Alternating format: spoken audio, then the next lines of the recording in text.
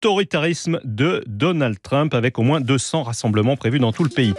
Il est 8h33, tout de suite le 8h30 France Info. L'invité, c'est l'ambassadeur israélien en France, Joshua Zarka, avec Bérangère Bonte et Adrien Beck.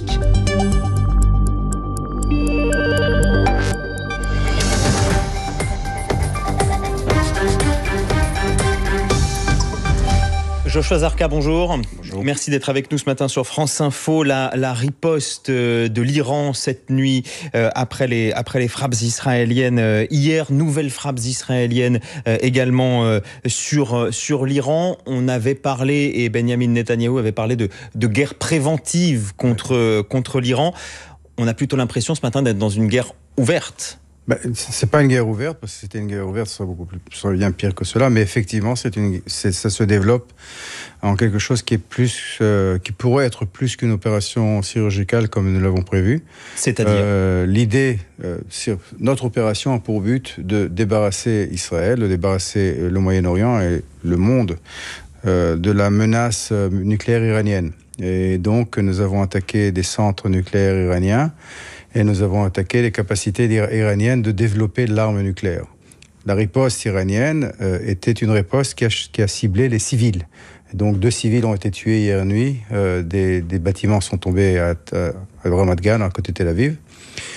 Et il va y avoir une réaction à cela qui pourrait être différente que celle de l'opération au début. Quand vous dites plus chirurgicale et quand vous dites une réaction différente, ça veut dire des bombardements peut-être plus forts, des bombardements peut-être aussi sur des cibles qui ne sont plus des cibles militaires? Non, d'abord, ce n'est pas notre façon de faire. Nous n'attaquons pas les civils. Notre but n'est pas d'attaquer des civils. Si jamais il y a des civils qui sont touchés, c'est terrible.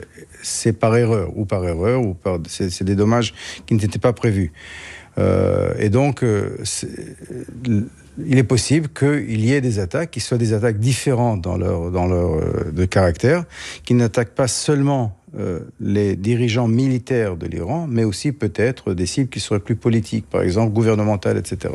Mais je ne sais pas. Il faut dire très clairement, ces genres de décisions opératives qui sont prises par le Premier ministre, par le ministre de la Défense, et dont je n'ai pas les détails. Alors donc, on parle théoriquement, mais je pense qu'aujourd'hui, après la réaction iranienne, ce qu'il va se passer, c'est peut-être lever d'un niveau, ça va relever le niveau de nos échanges avec les Iraniens. Jusqu'où ira l'offensive? Quel est le but? À quel moment vous considérerez que l'opération est terminée? Une fois que les Iraniens n'auront pas de capacité de développer l'arme nucléaire. Vous savez, dans chaque programme nucléaire militaire, il y a 3 éléments.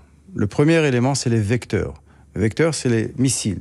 Les Iraniens ont développé depuis de longues années des missiles qui sont capables d'arriver jusqu'en Israël, mais non seulement d'arriver jusqu'en Israël avec une bombe nucléaire sur eux, mais aussi d'atteindre l'Europe, une partie de l'Europe, et ils développaient des capacités d'atteindre l'Europe de l'Ouest, donc la France, l'Angleterre et d'autres. Ça, les Iraniens l'ont. Le deuxième élément qu'il faut avoir pour un programme militaire nucléaire, c'est le matériel fissile, c'est l'uranium enrichi à haut niveau. Les uraniums, ils y sont presque. Ils y sont presque. Ils ont aujourd'hui, le rapport de l'AIEA disait d'une façon très claire, ils sont à une semaine d'avoir suffisamment de matériel fissile enrichi à 90% pour une première bombe, et à peu près à 2 mois d'avoir suffisamment de matériel fissile pour un arsenal de 8 bombes, d'accord ? L'élément nouveau que nous avons découvert ces derniers mois et qui est la raison pour laquelle cette opération a eu lieu, c'est que les Iraniens avaient décidé de s'armer, de se doter de l'arme nucléaire, c'est-à-dire de prendre ce matériel fissile qui théoriquement pourrait être utilisé à des fins civiles, mais il n'y a aucune raison civile d'avoir de l'uranium enrichi à 60%, qui théoriquement, donc de prendre ce matériel fissile et d'en faire une bombe. Et dès que les Iraniens ont fait ce choix, nous étions obligés de les arrêter. C'est pourtant pas ce que dit votre allié, qu'on peut considérer comme toujours un allié américain, la CIA, qui dit que oui, l'Iran continue d'enrichir l'uranium et les seuils de l'AIEA sont dépassés, mais on n'est pas sur une militarisation, justement. Si vous parlez du dernier rapport de la CIA qui avait été à ce sujet, c'est un rapport qui date depuis assez longtemps. Je me suis occupé pendant de longues années du sujet iranien, je le suivis de très près. Je peux vous dire que ces derniers mois, il y a eu un développement qu'il n'y avait pas auparavant. Et justement, une partie des personnes qui ont été ciblées, qui ont été éliminées en la première attaque, étaient des personnes qui faisaient partie de cette prise de décision. Pardon, monsieur l'ambassadeur, les Américains disent qu'il faudrait 1 à 2 ans pour militariser. Non, c'est plus ce qu'ils disent.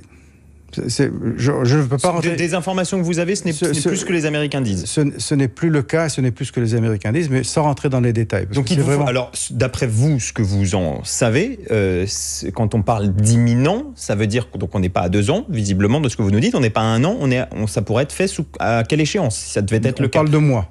D'accord. 2 mois, entre quelques mois et 1 an en plus. Frapper un site nucléaire, une usine, ça n'avait jamais été fait. L'AIEA à l'ONU dit cette nuit, on ne doit pas attaquer de site nucléaire. Qu'est-ce qui autorise Israël à le faire? D'abord, ce n'est pas précis. C'est Osirak qui a été attaqué, Deir ez-Zor a été attaqué. C'était 2 réacteurs nucléaires. C'est vrai que c'était des réacteurs nucléaires qui n'étaient pas encore chauds, mais c'était quand même 2 réacteurs nucléaires. Vous savez, là, c'est le risque d'une radiation. Clairement, parlons d'une façon très claire. Hein. Les Iraniens, depuis de longues années, depuis la Révolution, disent d'une façon très claire qu'il faut débarrasser le Moyen-Orient d'Israël. Non seulement ils le disent, mais concrètement, ils essayent de le faire. Ils ont un plan même qu'ils ont mis en place. Israël devait disparaître d'après leur plan en 2035. Non seulement ils ont un plan et ils arment toutes les forces autour de nous, mais en plus, ils ont décidé de développer la capacité militaire de le faire, donc l'arme nucléaire. Alors, un pays comme le mien, un peuple comme le mien, avec notre histoire, on ne peut que prendre très au sérieux quand un régime comme les Iraniens, qui ressemble à un régime qui a essayé de nous détruire dans le passé, quand un régime comme le régime iranien dit d'une façon très claire, on va tuer les Juifs, et on se dote de la capacité de le faire. Monsieur l'ambassadeur, vous êtes un diplomate, vous savez qu'il y a le droit international. La question était, en droit, qu'est-ce qui vous donne le droit, et je parle bien en droit, d'agir et donc d'attaquer l'Iran? Quand un acteur... Bon, d'abord, n'oublions pas que quand même, le 7 octobre est un événement iranien. Le 7 octobre n'aurait pas pu se passer si les Iraniens n'avaient pas armé, n'avaient pas doté les groupes terroristes autour de nous. Donc c'est une forme de légitime défense?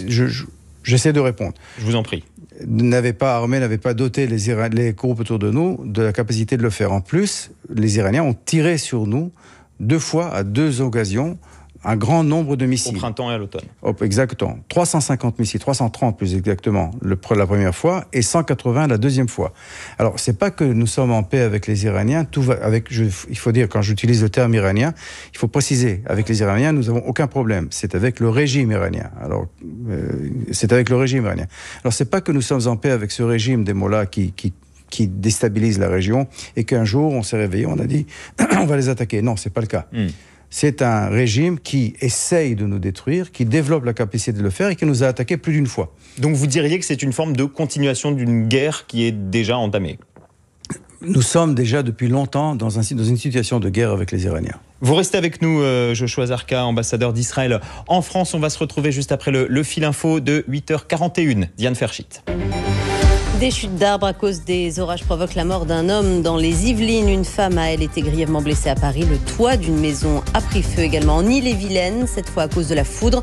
Les orages qui ont provoqué une coupure de courant pour 17 000 foyers en Dordogne. 13 départements seront en vigilance orange d'ici ce soir. 1500 personnes réunies à Nogent, en Haute-Marne, dans un silence complet en mémoire de la surveillante de collège poignardée par un élève de 14 ans mardi. L'adolescent est en détention provisoire. Il est mis en examen pour meurtre aggravé. Sa victime était chargée d'une mission de service public. Il encourt jusqu'à 20 ans de prison. L'Iran dit avoir abattu des drones israéliens en mission d'espionnage. Téhéran qui a tiré des missiles au cours de la nuit en direction d'Israël. Riposte après l'opération lancée par l'État hébreu. Bilan de cette nuit, 2 morts ainsi qu'une trentaine de blessés dans le centre d'Israël. Israël qui affirme de son côté ce matin avoir ciblé au cours de la nuit des systèmes de défense iraniens dans la région de Téhéran. La 7e étape du Critérium du Dauphiné est à Rennes de cette épreuve cycliste, un peu plus de 131 km entre Grand-Aigle-Blanche et la station de Valmeinier, avec au programme une arrivée au sommet, 3 cols hors catégorie, départ à 12h10. France Info. Le 8-30 France Info, Bérangère Bonte, Adrien Beck. Ce matin, Joshua Zarka, l'ambassadeur d'Israël en France. Question sur le rôle des États-Unis dans cette offensive. Donald Trump, ces derniers temps, privilégiait clairement la négociation. Là, les Américains indiquent qu'ils ont aidé Israël à abattre des missiles israéliens. Vous le confirmez ? Iranien, pardon. Oui, effectivement, la défense du territoire israélien n'est pas seulement une défense israélienne, mais une défense d'un certain groupe de pays, entre autres les États-Unis.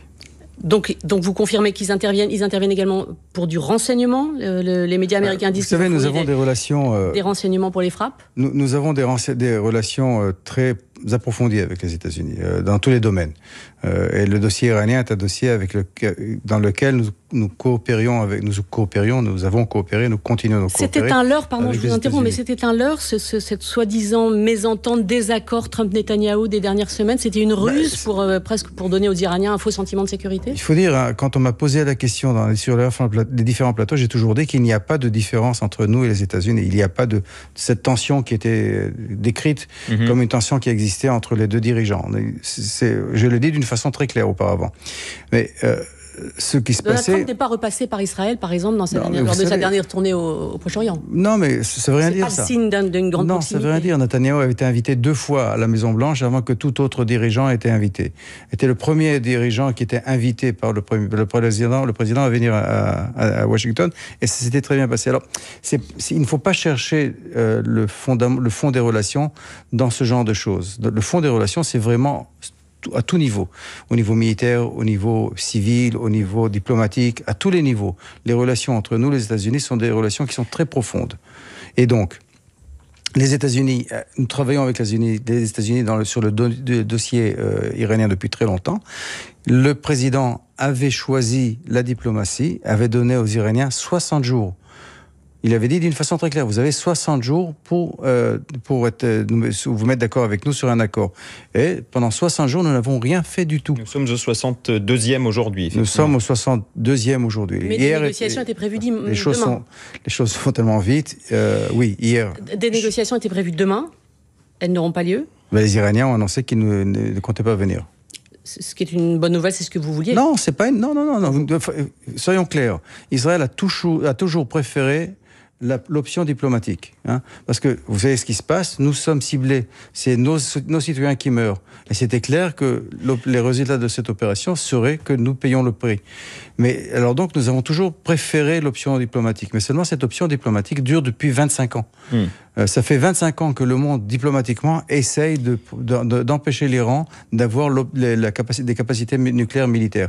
Et nous sommes arrivés aujourd'hui, après le rapport de l'AIEA, après le fait que le président américain leur a donné 60 jours pour arriver à un accord, nous sommes tous arrivés à la conclusion que la diplomatie n'avait pas abouti. Joshua Zarka, vous avez dit il y a quelques secondes que les États-Unis avaient donc aidé à l'interception et pour abattre des missiles iraniens cette nuit. Vous avez parlé d'autres pays. Est-ce que la France a participé ? Le président a dit d'une façon très claire que la France participerait à cela. Je n'ai pas les détails d'informations directes à ce sujet, mais le président l'a dit d'une façon très claire hier, et je peux vous dire que d'abord, j'ai remercié ses équipes personnellement.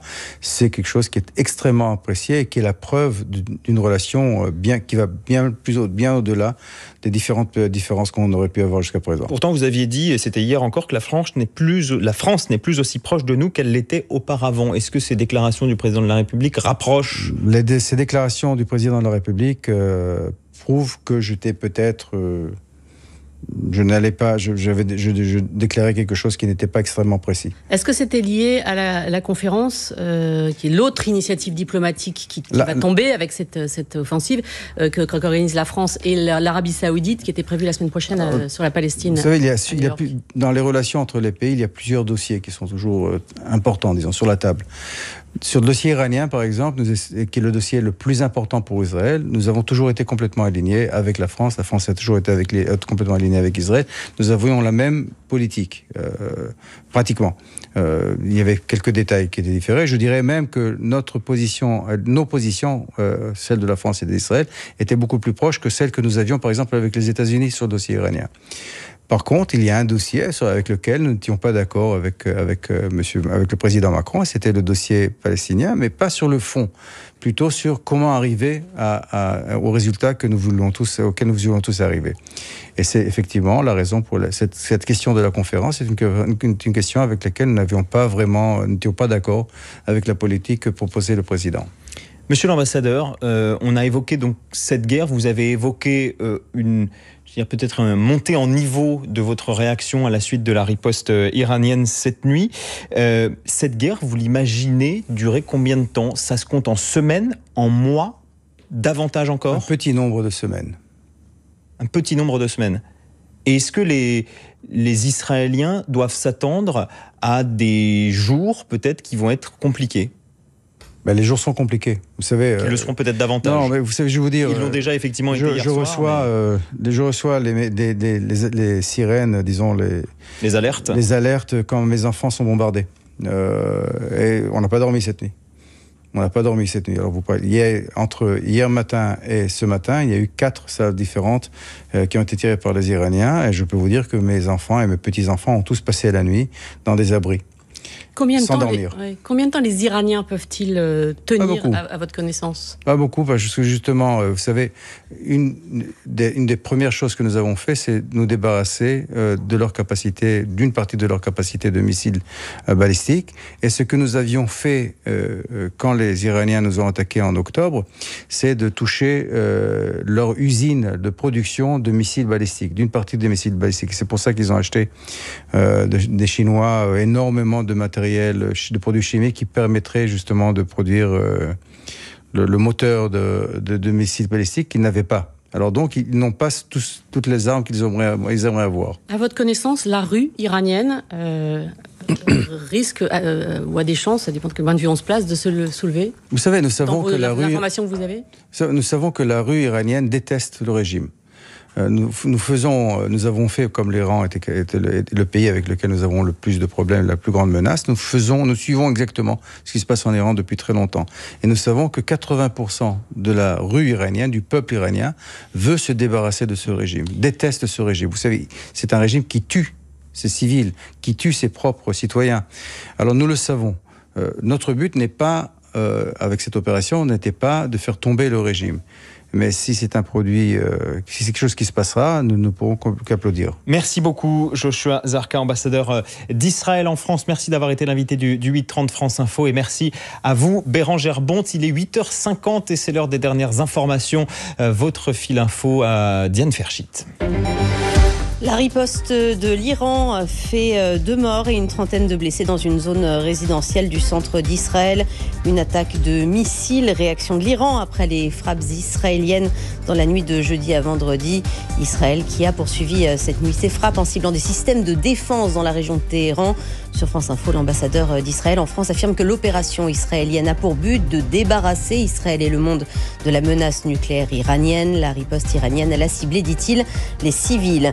Et des rassemblements sont prévus un peu partout en France, prévus déjà depuis plusieurs semaines. Ce samedi pour la paix à Gaza et pour demander la reconnaissance d'un État de Palestine. Appel lancé par 5 syndicats, les partis de gauche et les collectifs pour les droits des Palestiniens. 13 départements du centre-est de la Marne au Puy-de-Dôme seront en vigilance orange aux orages cet après-midi. Les orages qui ont provoqué la mort d'un homme à cause d'une chute d'arbres dans le département des Yvelines. En Dordogne, ce sont 17 000 foyers qui se retrouvent privés d'électricité. Le bilan s'alourdit en Inde. Il passe à 279 morts après le crash jeudi du Boeing 787 d'Air India. Il s'est écrasé peu après son décollage d'Ahmedabad dans le nord-ouest du pays. C'est la catastrophe aérienne la plus meurtrière au monde de ces 10 dernières années. France Info. Et place maintenant au précieux conseil cinéma de nos 2 amis Thierry Fioril, Matteo Maestracci. Bonjour à tous les 2. Bonjour Adrien. Et bonjour. On commence cette semaine avec Indomptable 2 et avec Thomas Gijol. Adeline, il faut faire attention comment tu t'adresses à moi. Fais très attention à tes paroles. Tu me demandes de faire attention. Fais attention à tes paroles. Même le nom que tu portes là, c'est le nom de ma mère. Le nom même de ton arrière-grand-mère. Il faut avoir un peu de conscience de ça. Tu me parles de tradition. Je me suis battu pour que tu aies ce nom-là. Encore et toujours des traditions. Je parle de tradition. Parle-moi comme un père. Sois un peu présent pour ta famille. Le vieux, prends tes responsabilités en main.